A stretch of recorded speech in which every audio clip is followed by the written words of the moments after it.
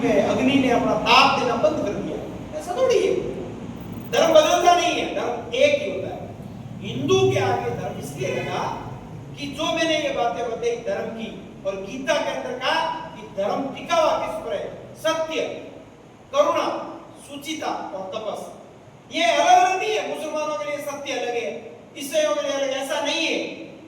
सबके लिए चारों बातें एक जैसी। लेकिन ये सारी बातें धर्म के 10 धर्मम लक्षणम, इनको सबसे पहले फॉलो करने वाला, अनुसरण करने वाला, आचरण और व्यवहार में लाने वाला ये हिंदू समाज था सबसे पहले। इसलिए कहा हिंदू धर्म, हमने नहीं कहा, ये दुनिया के लोगों ने कहा। मेरा नाम धर्मेंद्र सिंह है, मैंने थोड़ी रखा धर्मेंद्र सिंह, घर वालों ने रखा, मेरे पंडित जी ने बताया होगा, राशि वगैरह जो भी। ऐसे ही ये हिंदुस्तान, सबसे ज्यादा हिंदुस्तान कम्युनिस्ट बोलते हैं, मुसलमान बोलते हैं। ये हमको बोलने में कहा तकलीफ थोड़ी, पता नहीं, सबसे ज्यादा बोलते हैं। हिंदुस्तान की सर जमीन पर हम रहते हैं, सब मुसलमान बोलते हैं। हिंदुस्तान हमारी मादरे वतन है, ये मुसलमान बोलते हैं। लेकिन हमको पता नहीं हिंदू को क्या हो गया। हिंदू कहने का जरूरी, हिंदू कहने पर गर्व होना चाहिए। भारत के अंदर 1 अरब 40 करोड़ हिंदू रहते हैं। ये मानस बनाओ, जो लोग अपने आप को पहले हिंदू मानते वो बनाओ पहले, दूसरे को दोष नहीं देना। सब हिंदू है, कोई मस्जिद में जाता है, कोई चर्च में जाता है, कोई मंदिर में जाता है, कोई कबीरपंथी है, कहीं नहीं जाता, अपने आश्रम में जाता है, कोई आर्य समाजी, कोई गुरुद्वारा साहब जाते हैं। सब अपने अलग अलग जगह पर जाते हैं। राष्ट्रीयता का नाम हिंदुत्व। मैं सांस्कृतिक राष्ट्र की बात कर रहा हूं। ऐसा एक मन के अंदर हम सबको विश्वास होना चाहिए।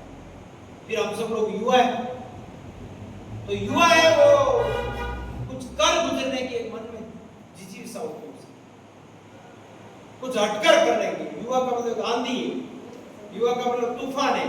युवा का उल्टा करोगे तो वायु हो जाएगा। युवा का मतलब हम बदलेंगे, एडवेंचर, नया करने का जो मन के अंदर एक संकल्प लेता है, उसका नाम युवा। दुनिया के अंदर 40 करोड़ संख्या हमारी, इतना युवा कहीं नहीं है। मैं युवा बोलता हूं तो युवा युवतियां दोनों आते हैं। सबसे ज्यादा भारत के अंदर युवा है। तो भारत में जो युवा है, लेकिन युवा का क्या, तो वो युवा मिसाइल है। ये युवा मिसाइल है, अगर गाइडेड हो गई ओके, और मिस हो गई तो क्या पता किधर से घूम के वापस अपने पूरी आकर की मिल जाए। मिस गाइडेड हो गया तो वो कुछ भी कर सकता है, और गाइडेड है देन कोई प्रॉब्लम नहीं। तो आज भारत की स्वतंत्रता के बाद बार बार मिलते गए, लेकिन ये संघ का शताब्दी वर्ष है, 100 साल पूरे हो गए। तो उसमें 4 साल पहले तय हो गया। आप लोग सोच रहे होंगे जंतर मंतर के होने के बाद तय किया, नहीं, 4 साल पहले तय हो गया था कि हमको युवाओं से ऐसा संवाद करना है। शताब्दी वर्ष के अंदर एक 5-7 कार्यक्रम करेंगे, उसमें से एक कार्यक्रम होगा युवाओं के साथ डायलॉग। ये संघ ने, वास्तव में संघ का विचार नहीं है, ये विचार भारत का है, ये विचार हिंदुत्व का है। हिंदुत्व है वो चर्चा करने में विश्वास रखता है, फतवे जारी नहीं करता। हिंदू है वो डायलॉग करता है, संवाद करता है। जिसको पहले ज्ञान की चर्चा हुआ करती, शास्त्रार्थ होता था यहाँ पे, सब भाग लेते थे, महिला पुरुष, शास्त्रार्थ में सब लोग भाग लेते थे। क्यों? क्योंकि ये भारत की परंपरा नहीं है, आज नहीं, हजारों वर्षों से ये परंपरा नहीं है। इसलिए संघ ने भी तय किया कि शताब्दी वर्ष में एक युवाओं के साथ एक डायलॉग किया जाए। क्यों किया जाए? संघ ने भी अपनी यात्रा पूरी की है। 100 साल के अंदर विरोध, उपेक्षा, उपवास, सारी बातों को 3-3 प्रतिबंध लगे संघ के ऊपर। सत्ता में बैठे हुए शिखर पर लोगों ने कहा इसको जमीन में डाल देंगे, आरएसएस को 1 इंच भूमि भगवा झंडा लहराने के लिए नहीं देंगे। ऐसा बोलने वाले भी प्रधानमंत्री थी।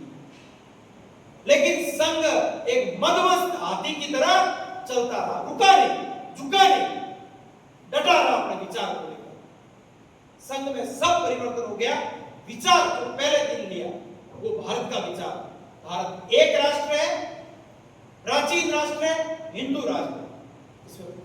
समझौता नहीं, उसी विचार को आज लेकर चल रहे। 100 साल के बाद में जैसे शेर एक लंबी चाल चलने के बाद में जब उसको और अधिक छलांग लगानी होती है तो पीछे मुड़कर सियांवलोकन करता है मैं कितना चला। तो 100 साल का संघ का कोई सेलिब्रेशन नहीं, उत्सव नहीं है। संघ ने कहा हमने जो यात्रा की है उसका थोड़ा आत्मावलोकन, आत्मनिरीक्षण किया और आगे क्या करना है तो सब समाज को लिए साथ में आगे बढ़ते जाओ। संघ ने कहा संघ को जितना बड़ा होना था हो गया और समाज को बड़ा बनने का समय आ गया।